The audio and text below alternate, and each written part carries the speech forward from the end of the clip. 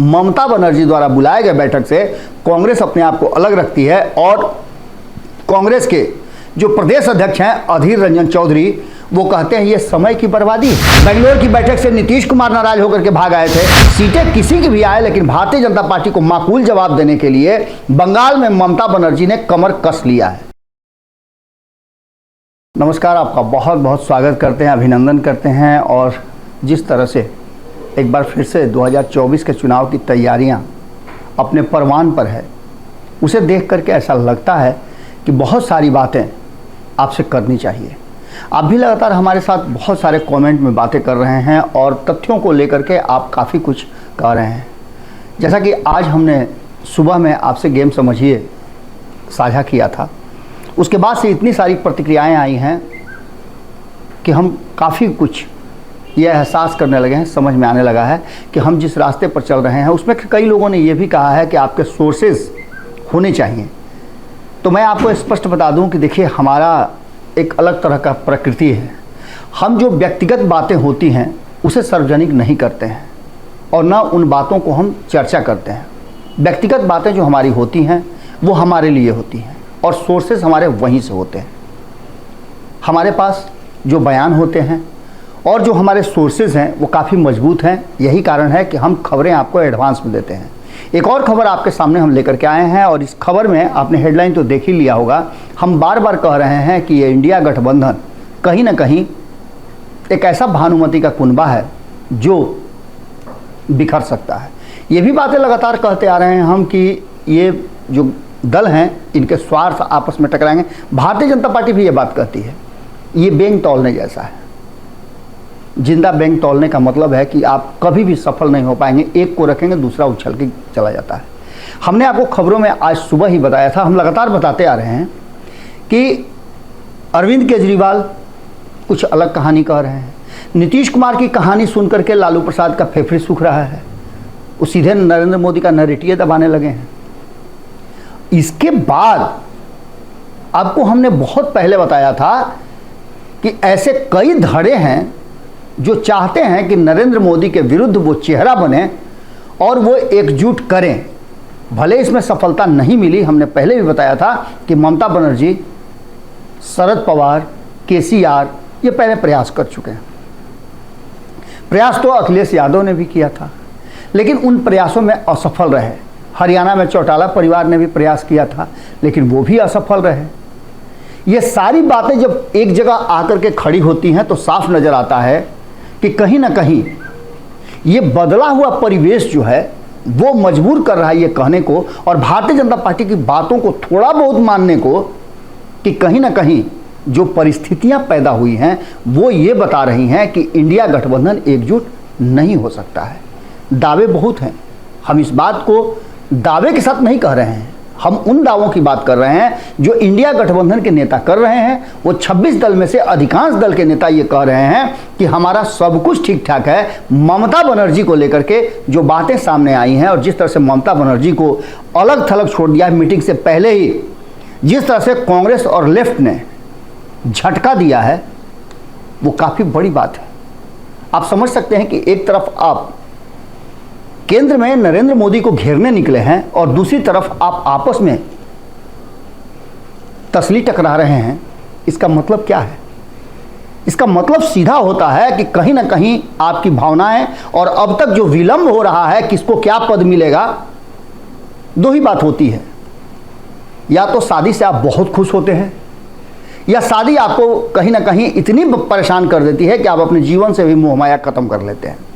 यहाँ सबके अपने अपने स्वार्थ हैं और सबके अपने अपने स्वार्थ में एक बात बहुत मजबूती से सामने आ रही है कि हर कोई दबाव की राजनीति कर रहा है। नीतीश कुमार ने जैसे ही कह दिया कि वो कुछ भी पद लेना नहीं चाहते हैं, लेकिन ये बातें चाहते हैं, चुनाव वक्त से पहले हो सकता है।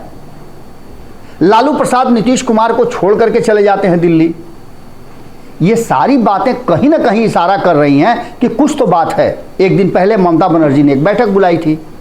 बैठक उन्होंने बुलाया था बंगाल को एक दिन तय करने का कि बंगाल का स्थापना दिवस कब मनाया जाए। हालांकि बंगाली वर्ष के अनुसार जो है वो 14 अप्रैल को मनाया जाता है और लीप ईयर होता है तो 15 को मनाया जाता है। लेकिन इन सब बातों से अलग इतना इंपॉर्टेंट मीटिंग था जिसमें बंगाल दिवस मनाने की बात थी, उसके लिए सर्वदलीय बैठक बुलाई गई थी। चलिए मान लेते हैं कि भारतीय जनता पार्टी उनसे अलग है, वो विपक्ष में खड़ी है, उसने बहिष्कार कर दिया उस मीटिंग का, यहां तक तो बात समझ में आती है। लेकिन 26 दलों का यह गठबंधन जो दावा कर रहा है कि 2024 में नरेंद्र मोदी को सत्ता से हटा देंगे, लालू प्रसाद कहते हैं नरेटिव पे चढ़ जाएंगे, उसके बाद भी ममता बनर्जी द्वारा बुलाए गए बैठक से कांग्रेस अपने आप को अलग रखती है। और कांग्रेस के जो प्रदेश अध्यक्ष हैं अधीर रंजन चौधरी, वो कहते हैं ये समय की बर्बादी है। अब आप इस बात को समझ सकते हैं कि उनके इस बात को कहने का मतलब तात्पर्य क्या होता है। इससे पहले भी एक टकराव अरविंद केजरीवाल वर्सेस कांग्रेस हो चुका है। अरविंद केजरीवाल बिहार में अपना खूंटा गाड़ने की तैयारी कर रहे हैं। कहीं ऐसा तो नहीं कि नीतीश कुमार अरविंद केजरीवाल को उतार करके बिहार में और एक अलग तरह की राजनीति करें। सच तो यह भी जाहिर किया जा रहा है कि नीतीश कुमार और प्रशांत किशोर के बीच में जो दूरियां हैं वो कहीं दिखावे की तो नहीं, असलियत कुछ और तो नहीं। इन सारी बातों को अगर देखते हैं तो बंगाल पहुंचना आपका जरूरी है, क्योंकि बंगाल ममता बनर्जी एक मजबूत साथी हैं इस इंडिया गठबंधन की, जिनका सपोर्ट किया जाना चाहिए। सीटें किसी की भी आए, लेकिन भारतीय जनता पार्टी को माकूल जवाब देने के लिए बंगाल में ममता बनर्जी ने कमर कस लिया है। और इतना ही नहीं, बंगाल में आपने देखा कि पिछले विधानसभा चुनाव में उन्होंने कांग्रेस और वाम दलों के विरोध के बावजूद भारतीय जनता पार्टी को सत्ता में नहीं आने दिया। 100 से ऊपर नहीं जाने देंगे ये दावा किया गया था, ये भी पूरा किया। लेकिन उसी ममता बनर्जी को जब जो सर्वदलीय बैठक बुलाती हैं तो कांग्रेस, उनकी जो सहयोगी दल है इंडिया गठबंधन में, वो बहिष्कार करती है और इसे समय की बर्बादी बताती है। तो वहीं अगर बात करें तो वाम मोर्चा के जो चेयरमैन हैं विमान बोस, उन्होंने पत्र लिख करके पहले ही बैठक को लेकर के कई सवाल खड़े कर दिए थे। अब आप समझ सकते हैं कि अब ये सारी बातें सार्वजनिक मंच पे है और इस सब के बावजूद ममता बनर्जी काफी दुखी हुई। उन्हें इस बात को लेकर के कहीं ना कहीं ये समझ में आने लगा कि उनके साथ धोखा हुआ है, अपने ही लोगों ने किया है। इसके बावजूद भी उन्होंने कहा कि वो 31 अगस्त और 1 सितंबर की मीटिंग में जाएंगी। क्या ये 26 दलों का जो सामंजस्य है यही है? क्या इस सामंजस्य में कहीं ना कहीं आपसी मतभेद नहीं दिखाई दे रहा है? इन सारी बातों को लेकर के आपको बता दें कि ममता बनर्जी ने जब ये सब कुछ हो गया तो उन्होंने कहा कि ये बहुत ही दुर्भाग्यपूर्ण है कि हम एक मंच पे नहीं आ पा रहे हैं। इसके बावजूद भी ममता बनर्जी मुंबई बैठक में शामिल होंगी, ये बात उन्होंने कहा है। उन्होंने यहाँ तक कहा है कि मैं पटना बैठक में भी शामिल थी। पटना बैठक में क्या कुछ हुआ था आपको पता है कि किस तरह से उनके और वाम दलों के बीच में टूटन हुआ था। वो मीटिंग बीच में ही छोड़ के चली गई थी। अरविंद केजरीवाल पहले ही भाग गए थे। बेंगलोर की बैठक से नीतीश कुमार नाराज होकर के भाग आए थे। मुंबई बैठक में क्या होगा ये तो आने वाले वक्त बताएगा, अभी 2 दिन और इंतजार कर लीजिए आप। लेकिन लालू प्रसाद का नीतीश कुमार को छोड़ करके जाना एक कहानी तो कह रहा है, वहीं दूसरी कहानी जो है कुछ और इशारा कर रही है। ममता बनर्जी, लालू प्रसाद, अखिलेश यादव, ये सब लोग कांग्रेस के साथ एक गट्टी हैं। लेकिन यहाँ ममता बनर्जी और कांग्रेस को, वाम दलों को एक मंच पर रखना बड़ा ही मुश्किल नजर आ रहा है। कौन ये सब करेगा, ये सवाल अभी भी अनुत्तरित है। हम इंतजार कर रहे हैं कि 31 तारीख और 1 तारीख को जो मीटिंग होगी, उस मीटिंग में ये तय हो जाए कि भारतीय जनता पार्टी के विरुद्ध एक मजबूत गठबंधन तैयार हो गया है जो नरेंद्र मोदी को 272 से नीचे रोकेगा। जुड़े रहिए भारत लाइव के साथ, हमारी कमेंट्री यूं ही जारी रहेंगी। आप समझ ही रहे हैं कि अब 31 तारीख और 1 तारीख बड़ा महत्वपूर्ण तिथि हो गया है। इस दिन देश के विपक्ष का भविष्य तय होगा और इस भविष्य को देखने के लिए, समझने के लिए हम भी तैयारी पूरी तरह से करके रखे हुए हैं। बहुत बहुत धन्यवाद।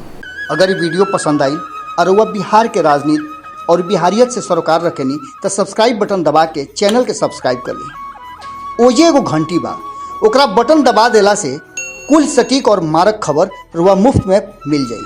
अगर रुआ पत्रकारिता के हमनी के नया प्रयोग में सहयोग कर चाहतनी तो ज्वाइन बटन दबा दें। पेटीएम नंबर नोट कर लीं 9386816700। धन्यवाद।